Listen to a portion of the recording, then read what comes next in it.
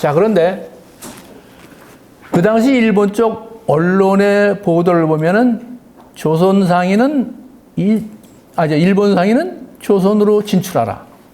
지금 조선에서 단발령이 내려져 가지고 결국 모든 사람들이 복장도 바꾸게 되고 머리 스타일도 바꾸게 되고 그렇게 되면 조선에서 모자가 서양 모자가 유행하고 또 검은 옷이 복제 개정을 하면서 검은 옷을 또 입으라 그랬어요. 그건 검은 옷을 일본에서 물들여 가지고 이제 인천으로 수출을 하는데 그 당시 인천항에 들어오던 물품이 뭐냐면 영국산 면제품이었어요. 자, 그러고 보니까 영국산 면제품이 들어올 때 그런 거를 다 관할하는 영국 총영사가 있죠. 총영사가 단발령이 내려지자 이 일본의 의도를 꿰뚫어 보고 있어요. 단발령이 내려진 이 배후는 그 당시 그런 상황에서 내려졌으니까 조선 내각에서 그 정신이 없고 황망한 상황에서 무슨 위생과 편리를 위해서 이렇게 한다 그런 생각을 할 수가 있지만은 앞뒤 계제가 너무나 위급한 상황인데 이 어떻게 보면은 5,000년의 그 문화유산이라고 할 수 있는 우리의 습속이라고 할 수 있는 이런 단발을 상투를 자르고 단발을 하라. 그것도 단발령 내릴 당시에 강행을 또 하게 돼요. 이렇게 한다고 한다면은 일반 그 민간의 저항을 불러일으키고 또 유가적 그 이념에 충실한 전국 유생들의 반발을 불러일으키는 건 분명하죠. 왜 이렇게 고의로 반발을 유도하듯 이렇게 단발령을 강행하느냐. 그런데 일본에서 명치유신 위에 단발령이 내려졌을 때는 거기도 물론 혼란이 있었어요. 그런데 조선에서는 강행하듯이 했고 일본에서는 어떻게 했느냐. 경찰, 그 다음에 관료, 군인들 단계적으로 시행을 해서 일본 주민들이 자연스럽게 따라갔어요. 그래가지고 조선에 비하면 아주 그 단발령이 무난하게 이렇게 진행이 됐죠.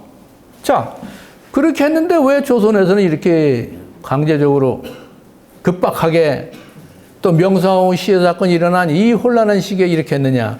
거기에는 여러 가지 이제 의도가 있었다고 볼 수가 있죠.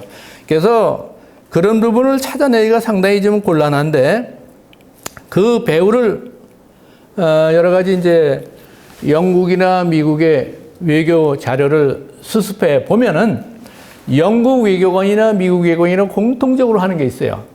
단발령의 배후는 일본이다. 현재 조선 내정을 장악하고 있는 것은 일본 공사의 위압하에 움직이는 일부 군인들이다. 이 단발령의 배후에는 일본의 상업적인 목적이 있다. 그리고 또 들여다보면은 단발령 내린 직후에 평양을 개방을 하게 하고 시장 상인들이 일본 상인들이 진출할 수 있도록 이렇게 조치를 하고 그 다음에 원산이나 여러 지역으로 군사를 몰래 파견을 해요. 몰래 상륙을 시키는 거야. 그래서 군사적 어떤 의도를 가지고 상인을 보호하고 군사적 그 지배를 목적으로 움직이는 걸 볼 수가 있어요. 만일에 이때 의병이 계속 일어나고 그 다음에 고종이 러시아 공사관으로 피신을 해가지고 새로운 전국전복을 시도하지 않았으면 아마 그냥 이대로 보국화로 가지 않았을까 이런 생각을 하게 돼요. 근데 거기까지 우리 학교에서 연구하고 추적하기도 쉽지가 않고 그러니까 늘 단발령 내려진 다음에 그 다음에 나오는 건 을미을병이에요. 단발령의 주체가 누구냐? 목적이 뭐냐? 이민에 어떠한 그 의도가 있었느냐? 일본은 어땠고 영국은 어땠고 미국인은 어떻게 이걸 바라봤고 하는 것보다는 거기는 너무 어려우니까 단발령 내려졌다. 단발령에 대한 연구는 없고 그냥 의병 연구만 잔뜩. 왜? 어느 지역에서 어디에서 몇 명이 봉기해가지고 일본군을 죽였다. 일본 상인을 공격했다. 서울로 쳐들어오려고 한다. 주로 이런 쪽으로 초점이 맞춰져 있어요. 그러다 보니까 단발령의 배후 내막 핵심을 모르니까 결국은 나중에 악원 파천 당시에 보듯이 우리도 근대화가 필요하고 단발이 필요하다는 걸 다 인식하고 있던 관료들이 오히려 외의 앞잡이라고 인식이 돼서 서울 시민들한테 폭력에 의해서 사망을 하는 현상이 일어나요. 거기서 희생된 사람이 갑오개혁 당시 총리를 지낸 김홍집, 또 요즘을 하면 재무부 장관, 내무부 장관 참 훌륭한 이런 역할을 했던 어윤중과 같은 인물들이에요. 그러니까 유생들이 보면은 뭐 일본의 앞잡이로 인식이 된 거야. 근데 들여다보면 이 사람들은 굉장한 정부의 훌륭한 관료들이고 우리가 근대화하다는 것도 필요하고 다 인식을 하고 있어요. 그런데 조정 밖에는 전국의 유생들이 근대화에 반대하고 계속 상소를 올립니다. 고종도 힘들고 대신들도 힘들고. 그런데 일본 쪽에서는 압력을 넣고 일본 쪽에서는 어떻게 보면 단별령을 통해서 관과 민을 갖다 충돌시키는, 관과 민이 충돌하게 되면 의병들이 일어나고 폭도가 등장한다고 그러죠. 그러면 서울에 있는 서양 외교관들은 어떻게 돼요? 여기 몇 명이 안 와 있거든. 궁궐경비 자기들 공사관 수의병이래 10명, 기껏해야 20명 정도밖에 안 돼요. 20명이 안 됩니다. 그러면 지난번에 동학농민 봉기가 일어났을 때도 위기에 처해가지고 전전긍긍했는데 이번에 의병들, 이 사람들은 폭도로 볼 수가 있죠. 그러니까 이 거류민들의 그 보호를 위해서 어떻게 돼? 군대가 필요한데 서양 여러 나라들이 군대를 파견하기가 쉽지가 않잖아요. 결국 일본한테 맡기게 되고 일본은 그 구실로 서울에 군대를 주둔시키고 각국 공사관을 보호한다 하는 명분도 내세워서 조선을 자연스럽게 서울을 점령하게 되는 겁니다. 이러한 구도가 이모군란, 갑신정변, 그 다음에 청일전쟁, 러일전쟁 진행 과정에 계속 반복되어요. 근데 의병들이 여기까지 유생들이 알 수가 없고 정부 조정 대신들은 당장에 압박은 들어오고 유생들은 생각이 멀고 또 조정 내에서도 또 일본통, 러시아통, 미국통 이렇게 갈라져 있잖아요. 그거를 또 서양 외교관들이 서로 활용하다 보니까 약한 쪽이 끌려 들어가서 어떻게 보면은 흔히 이제 식민사학자들이 얘기했듯이 맨날 친일파, 친러파, 친청파, 친미파가 싸우는 것처럼 이렇게 해석이 되죠. 요즘 현대사회도 보면은 뭐 막 이렇게 뒤집어 씌워서 무슨 파 막 이렇게 분류가 되잖아요. 상당히 정략적인 분류이고 그렇지 않은데 사실은 그게 과장이 돼가지고 자중진환을 불러일으키게 하는 그러한 경우가 상당히 많습니다. 근데 이 당시도 마찬가지예요. 자, 그래서 어떻게 보면은 단발령이 일어났을 때 제가 요약해보는 조선인을 서양 오랑캐나 일본 오랑캐처럼 보이게 하려고 만드는 수단이다. 이 차원에서 주로 생각을 했어요. 그런데 일본 언론에서는 여기서 보듯이 단발령이 내려지다가 양복, 시계, 모자 뭐 이런 거 다 등장하죠. 조선에서 수요를 하니까 일본 상인들 조선으로 진출하라. 일본 상인들은 비즈니스 목적이 뚜렷하게 있죠. 자, 그런데 서울에 거주하는 사람들 중에 일부 개화된 사람들 또 상인들이 정보가 굉장히 빨라요. 서울에 거주하는 조선 상인들도 그 정도는 알고 있어요. 일본의 이번 단발령하고 복제 개정이 일본 상인들의 조선 진출을 돕기 위해서다. 이러한 정도는 그 사람들도 파악을 하고 있어요. 근데 그런 거는 대화를 나눈 여러 기록에 보면 나옵니다. 그런데 제가 수색을 해본 영국 외교관의 보고나 미국 외교관의 보고를 보면은 이 사람들은 일본 정부가 어떻게 조선에 대해서 움직이고 있는가 하는 걸 관찰하는데 군사적인 움직임을 잘 꿰뚫어보고 있어요. 스물스물 비공식적으로 조선 정부의 허락 없이 저쪽 동해안 쪽으로 또 평양 지역으로 군인들을 상륙시키고 여러 가지 미래 어떤 작전을 위해서 움직이는 걸 볼 수가 있습니다. 그건 공식적으로는 안 나타나요. 그러나 영국 외교관들이 그런 정보를 입수해서 살펴보고 있어요. 그래서 여기 보면은 우리 유생들이 생각한 조선의 혼, 자존심을 짓밟는다. 뭐 이것도 있겠죠. 두 번째, 일본의 비즈니스적인 목적도 있겠죠. 세 번째, 군사정략적인 목적. 그다음에 조선의 관민을 갖다가 충돌시키고 혼란을 갖다 부추겨서 일본이 개입할 우시를 확보한다. 이런 것이 이 단발령에 같이 용해되어 있다. 이렇게 저는 결론을 내리고 있습니다. 뭐 이런 현상은 그 이전에 동학농민 봉기가 일어날 때도 똑같아요. 동학농민 봉기가 일어나기 전에 또 을미사변이 일어나기 전에 명성황후 시해 사건 이전에 일본의 외교관하고 일본의 그 총리하고 외무대신 이러한 자들이 다 제일 먼저 누구한테 가서 양해를 구하느냐면 미국이나 주일 미국, 영국 외교관들한테 가서 사정을 이야기를 합니다. 또렷하게 얘기는 안 하지만은 은근히 조만간 조선에서 무슨 사태가 일어나면은 조선에 있는 각국 외교관하고 이제 공사관 또 거류민들이 위기에 처하지 않느냐. 그렇게 된다면 조선에서 폭도가 들고 일어나면 어떻게 할 것이냐. 가까운 우리가 군대를 파견해서 진압해야 되지 않느냐. 이런 양해를 슬금슬금 구해요. 그런 기록이 공사관 기록에는 나와요.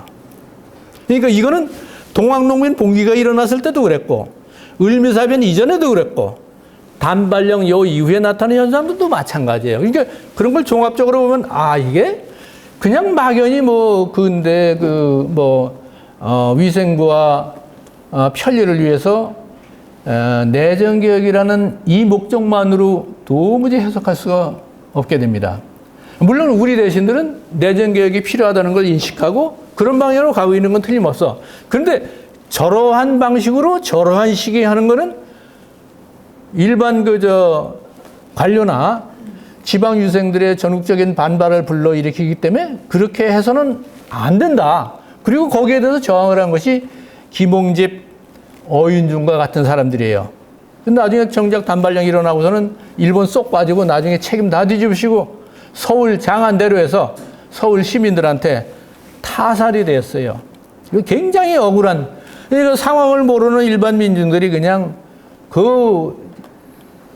그야말로 몇십 년을 조정해서 일해온 해외 견문대 있고 한 그 엘리트, 서양을 유학하고 온 사람들까지는 아니지만 그래도 해외 견문을 한 그러한 좋은 대신 관료를 갖다가 희생시키게 되는 이런 결과를 가져왔습니다.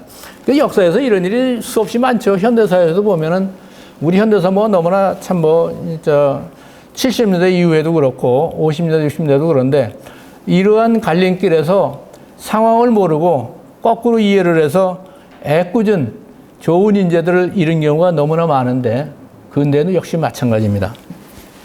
그 점에서는 참 과격한 어떤 행위나 이런 거는 언제든지 너무나 파장도 크고 애꿎게 너무나 좋은 인재들을 잃어버리는 이런 경우가 많기 때문에 되돌아봐야 할 그런 문제가 아닌가 생각을 합니다. 자, 이렇게 해서 대강 단발령과 단발령 이후에 조선에서 일어난 이러한 사태, 거기에 희생된 인물들 이런 걸 다 들여다볼 수가 있었는데 어떻게 전달이 잘 됐는지 모르겠습니다. 너무나 압축을 해서 자, 그러면은 조선은 이와 같이 이제 단발령이 진행됐는데 일본의 경우는 아까 조금 설명을 했습니다. 1873년에 일본식 그 사무라이 이런 양식을 거두고 아마 이게 1860년대에 영국에 유학 갔던 이토 히로부미나 이노우에 가오르나 이런 인물들 다 보면은 사무라이식 상투 틀고 간 모습이 나오죠. 그런 사진들이 많고 서양에서도 굉장히 참 신기한 족속들이구나 하고서 이렇게 많이 바라보고 이랬던 장면이 나옵니다. 이것이 명치 유신 이후에 1873년 태양역 채택하고 하면서 이제 이게 사라졌어요. 그 다음에 청국의 경우는 그 이전에 1850년대 그 장발적의 난이 일어났어요. 홍수전이라는 인물을 상제로 떠받들고 이 만주족 왕조 넘어뜨리자 해가지고 만주족 사람들이 한족이나 다른 민족들에게 강요한 변발을 없애자 해가지고 이걸 자르는 것. 그러니까 이게 변발을 자르니까 이게 내려오죠. 내려오니까 어떻게 돼요? 머리가 길어져요. 이게 장발이 됐어. 그래서 장발을 한 도적들이라서 장발적이라 그래요. 이 장발적의 난이 꽤 오랫동안 지속이 됐습니다. 이제 그래도 이제 다 나중에 진압이 됐기 때문에 이게 무산됐는데 그 다음에 신해혁명 때 가서 손문의 신해혁명 그때 가서 이제 변발을 없애게 되죠. 사실 뭐 중국의 역사에서 명나라 때는 조선인들과 비슷한 그런 상투를 했다 그래요. 그러니까 명나라가 청나라 쪽으로 이렇게 넘어가면서 청나라는 만주족이 건국했으니까 만주족의 변발을 한족들에게 강요해서 명나라 사람들한테 그 명나라 사람들이 식자들이 또 많이 저항을 하죠. 그때 내린 것이 뭐냐면은 머리칼을 잘리지 않으려고 저항을 하면 목을 자를 것이요.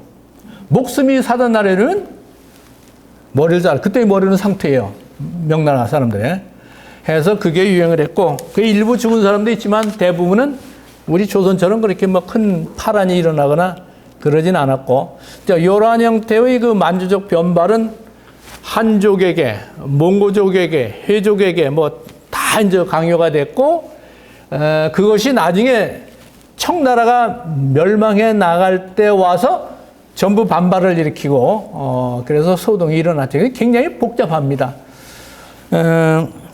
또 어디는 대만에도 이제 그게 강요가 돼가지고 이제 그렇게 됐는데 나중에 일본 사람들이 가서 단발을 하라니까 이건 또 단발을 또 이제 그걸 고수하다가 만주족의 그 변발을 그래서 이거를 갖다 막으려고 중국 대륙으로 탈출을 했어. 그랬더니 중국 대륙은 신해혁명이 일어나서 다시 또 이걸 자르게 됐어.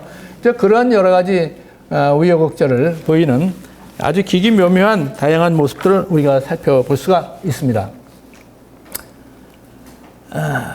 자, 그러면 이런 정도로 마치고요. 그러니까 어떻게 동양삼국의 그 비교를 해보면은 만주족의 변발도 그렇고 일본의 사무라이식 상투도 나름대로 여러 가지 의미를 갖고 있지만은 만주족의 변발은 어린애도 그 변발을 해요. 그러니까 이거는 성인의 상징이 아니죠. 근데 조선에서는 장가 가면 상투를 틀잖아요. 그러니까 아직 성인이 안 됐는데 상투를 틀면 이게 성인이 되니까 어린애한테 이거 관례를 행해가지고 이제 장가를 보내고 상투를 틀게 했어요. 그러니까 이게 성인이 된다는 것, 남성이라는 것, 또 오래된 관습이라는 것, 또 신체 발부 수지부모에서 효의 상징이라는 것 여러 가지가 같이 결속이 되어 있기 때문에 급격하게 여러 가지 일본의 의대에 의해서 내려진 형식은 조선 내각의 이름을 빌렸지만 또 조선 내각의 내각 인사들도 단발이 필요하다는 걸 인식했지만은 떠밀려 가지고 이렇게 하기 때문에 그 파장이 극심했고 동양삼국의 중에서도 가장 파란이 많았고 현상이 독특했다 이렇게 볼 수가 있습니다.